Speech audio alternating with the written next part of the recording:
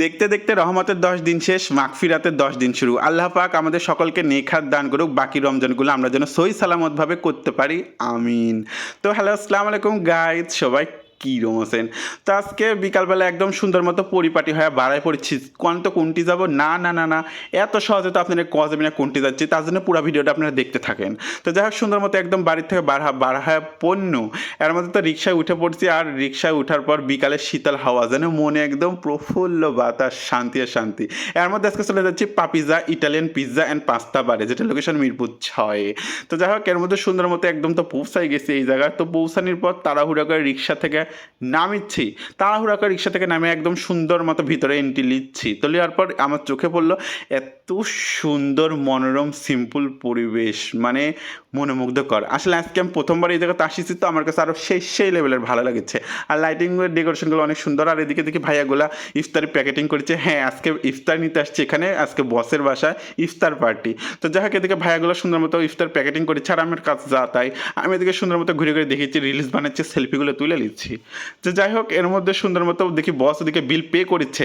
আর এদিকে আমার তো ঠান্ডা লাগছে, নাক দিয়ে সমানে পানি পড়ছে। আর একটা মজার কথা শেয়ার করি, কেউ হাসবেন না কিন্তু অবশ্যই। আমি যেই রেস্টুরেন্টে যাবো সেখানেই যাবো, আমার কিন্তু টিস্যু হাতের মুঠে নিতে হবে। মানে টিস্যু হাতের মুঠে নিয়ে একদম পকেটে ঢুকাইলি, কারণ না আমার টিস্যুগুলো খুবই ভালো লাগে রেস্টুরেন্টের। মার্শাল্লাহের মধ্যে ভাইয়াদের ইফতারিগুলো তো একদম প্যাকেটিং করা রেডি হয়ে গেছে। আর এর মধ্যে দেখেন ভাইয়াদের এখানে কিন্তু সুন্দর রমজান উপলক্ষে সুন্দর মেনু কার্ড করা আছে, অনেক সুন্দর। আপনারা চাইলে ফ্যামিলি সহ, পরিবার, বন্ধু বান্ধবী, গার্লফ্রেন্ড সবাইকে নিয়ে আসতে পারেন এখানে, সুন্দর পরিবেশে ইফতারি করতে পারেন। আপনাদের খুবই ভালো লাগবে। আমার তো অনেক ভালো লাগছে। সে যখন আসবে তাকে নিয়ে অবশ্যই আসবো। যাই হোক, এর মধ্যে তো সুন্দর মতো প্যাকেট খাবার ইফতার রেডি নিয়ে একদম চলে যাচ্ছি বসের বাসার দিকে। তো বসের বাসার সুন্দর মতো পৌঁছাতে চলে আসলো বাড়িতে। এখন পোস্তা হচ্ছে একটাই, এই যে কথা আছে না, দেশে যে প্রান্তে যায় নিজের ঘরের মতো শান্তি নাই। তো আমি যেই জায়গায় যাই আমার ব্যাচেলার রুমের মতো শান্তি নাই। তো আমি ইফতার নিয়ে আমারটা চলে এসেছি। তো কেন এসেছি পরে করছি, এখন দেখেন বক্সে একটি আছে। তো বক্সের দিকে আছে ইফতারি নর্মালি পেঁয়াজু বেগুনি জিলাপি, আর দিকে আছে ফ্রাইড রাইস, ভেজিটেবল চিকেন। যাই হোক, রিদিকে যাচ্ছে তাই আলহামদুলিল্লাহ। এদিকে ইফতারির সময় হয়ে গেছে, সুন্দর মতো তো প্লেটে একদম তুলে নিচ্ছে। আর এদিকে খেজুর দিয়ে ইফতারি শুরু করে দিলাম, বিসমিল্লাহ। তো সবগুলো খাবারই মাশাল্লাহ অনেক স্বাদ। আর দেখি ইফতারি খাওয়া শেষ, এখন আজকে দেখি খিদাও বেশি লেগে গেছে ফ্রাইড রাইসটা দেখা। তো আর দেরি করলাম না, সাথে ফ্রাইড রাইসও সুন্দর মতো একদম খেয়ে নিচ্ছি। আর এদিকে শরীরটা হালকা একটু খারাপ আছে।